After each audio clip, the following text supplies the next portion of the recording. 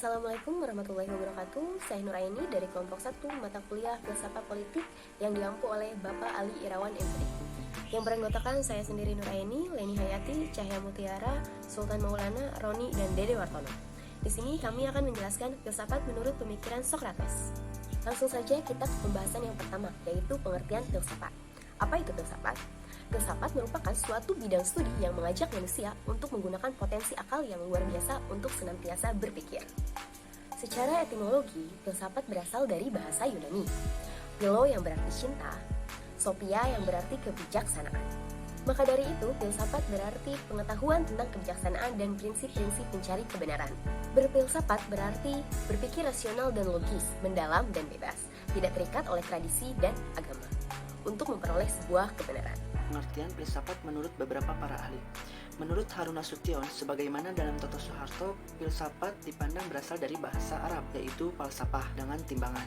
Menurut Plato, definisi filsafat secara terminologi bahwa filsafat itu tidak lain daripada pengetahuan tentang segala yang ada. Menurut Aristoteles, filsafat itu menyelidiki sebab dan asas segala benda.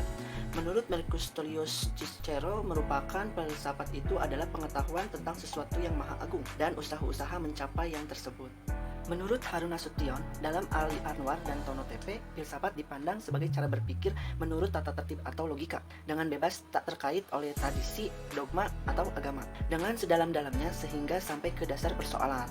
Nah, menurut W. Prozo, filsafat dipandang sebagai cara untuk mempelajari fakta pengalaman yang konkret real, tetapi tidak berhenti pada penguraian tanpa penelitian. Selanjutnya yaitu menurut Al-Farabi, yang mengatakan sebagaimana dalam kutipan penulis mengatakan filsafat adalah mengetahui semua yang wujud atau ada karena ia wujud. Al-lim bil al-mawjudat bimahia mawjudat. Filsafat disebut sebagai suatu cara untuk merefleksikan pemikiran manusia serta menanggapi pikirannya. Filsafat memiliki pengertian analisis logis dari bahasa serta penjelasan tentang arti, kata, dan konsep. Dengan demikian, filsafat dapat diartikan sebagai kegiatan berpikir dengan mengedepankan pemikiran secara rasional, radikal, universal, konseptual, tematis, dan bebas.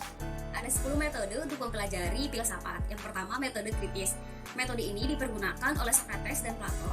Tingkat insentif dalam memiliki pengetahuan filsafat pendekatannya historis. Yang kedua yaitu metode sistematis. Kita kenal dengan sebuah karya filsafat atau isi filsafat. Pertama adalah teori hakikat atau kita kenal dengan istilah ontologi. Kedua adalah teori pengetahuan. Kita juga mengenal dengan istilah epistemologi. Dan yang ketiga adalah teori nilai dan dikenal dengan sebutan aksiologi. Yang ketiga, metode skolastik. Metode ini dipergunakan oleh Aristoteles dan Thomas Aquinas pada abad pertengahan. Metode ini pada prinsipnya bersifat sintetis deduktif. Yang keempat yaitu metode matematis. Metode ini dipergunakan oleh Descartes dan pengikutnya. Metode ini dimulai dengan analisa terhadap hal-hal yang kompleks. Dari hakikat-hakikat itu dideduksikan secara matematis segala pengertian lainnya. Yang kelima yaitu metode empiris. Metode ini dipergunakan oleh Thomas Hobbes, John Locke, Berkeley, dan Fromm. Metode ini berpijak pada sikap bahwa hanya pengalamanlah yang dapat menjadikan pengertian yang benar, maka semua pengertian ide-ide. Yang keenam, metode transendental. Metode ini dipergunakan oleh Immanuel Kant. Metode yang merupakan analisis kriteriologis yang berpangkal pada pengertian objektif. Yang ketujuh, yaitu metode fenomenologi. Metode ini dipergunakan oleh Edmund Husserl dan kelompok eksistensialisme. Yang kedelapan, yaitu metode neopositivistik. Metode ini pada prinsipnya meletakkan pemahaman terhadap hakikat kenyataan dengan jalan mempergunakan aturan-aturan seperti yang berlaku pada ilmu pengetahuan positif, khususnya ilmu eksakta. Yang kesembilan, metode analitika bahasa. Metode ini dipergunakan oleh Ludwig Wittgenstein. Yang terakhir yaitu metode historis. Dalam metode ini, yang perlu diperhatikan adalah tokoh serta periode filsafat, sejarah pemikiran, riwayat hidupnya, dan pokok ajarannya.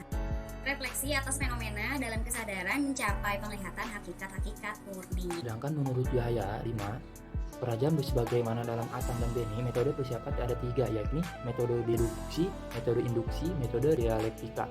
3 metode yang digunakan oleh Yang jujun oleh Atang dan Beni dikatakan ada dua pendekatan, yaitu logika dan dialektika dan metode matematis. Kita menggali apa yang terpikir dari masa Yunani kuno. Tidaklah mungkin untuk mengetahui dan sepenuhnya apa yang menjadi bentuk pikiran orang-orang barat sekarang. Kita perlu mengetahui pemikiran dari tokoh-tokoh Yunani, di antaranya Socrates. Socrates lahir di Athena pada tahun 470 sebelum Masehi dan ia meninggal tahun 399 sebelum Masehi.